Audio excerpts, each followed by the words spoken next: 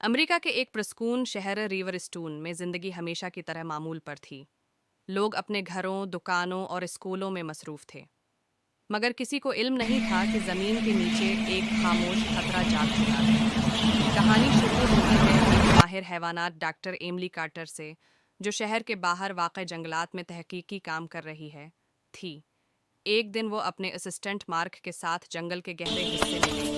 अचानक जमीन थरथराई, जैसे नीचे कुछ हरकत कर रहा हो। मार्क ने हैरानी से पूछा, डॉक्टर, ये जलजला है क्या? एमली ने जमीन पर झुककर देखा। वहां दरार पड़ चुकी थी और अंदर से एक अजीब सा सानप नमा साया हिल रहा था। अगली सुबह शहर के किनारे पर रहने वाले एक किसान जीक ने देखा कि उसकी भीड़ें गायब हैं। जब वो तलाश के लिए निकला तो एक बड़ी सी सांप की खाल जमीन पर पड़ी थी, इतनी बड़ी कि यकीन करना मुश्किल था कि ये किसी आम सांप की हो। शाम तक खबरें फैल गईं। मकामी पुलिस अफसर डिनियल ने इलाके को सील कर दिया, मगर रात होते ही मामला खौफनाक रख अख्तियार कर गया। शहर के मीन पार्क से एक जोरदार चीख सुनाई दी। लोग भागते हुए वहां पहुंचे तो देखा कि एक दीव हीकल सांप दरख्तों के बीच से निकलकर एक गाड़ी को जकड़े हुए है। एमली और मार्क फौरन मौका पर पहुंचे। एमली ने चीख कर कहा, ये कोई आम सांप नहीं, ये जेनेटिकली बदला हुआ स्पेशीज है। शायद किसी गैर कानूनी लेब के तजर्बात से निकला हो।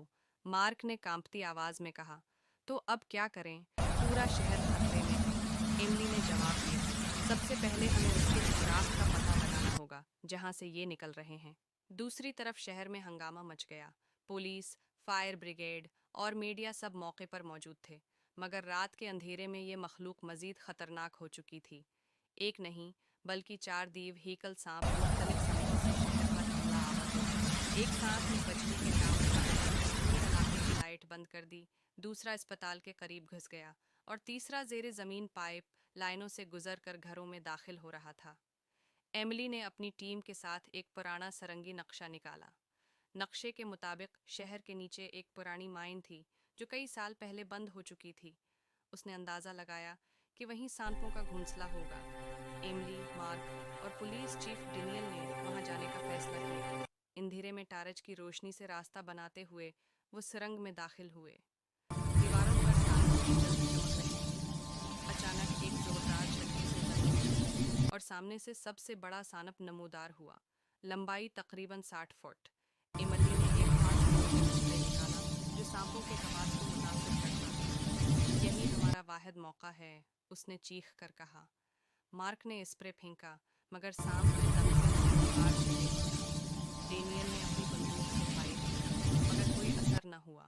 एमिली ने स्प्रे को आग से जलाकर एक धमाके किया, जिससे पूरा गार लर्ज गया।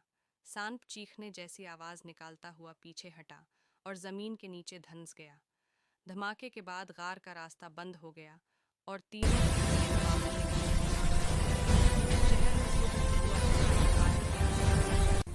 मगर सानब गायब हो चुके थे। एमिली ने प्रेस कॉन्फ्रेंस में कहा, यह खतरा अभी खत्म नहीं हुआ। कुदरत के साथ छेड़छाड़ हमेशा नुकसान देती है।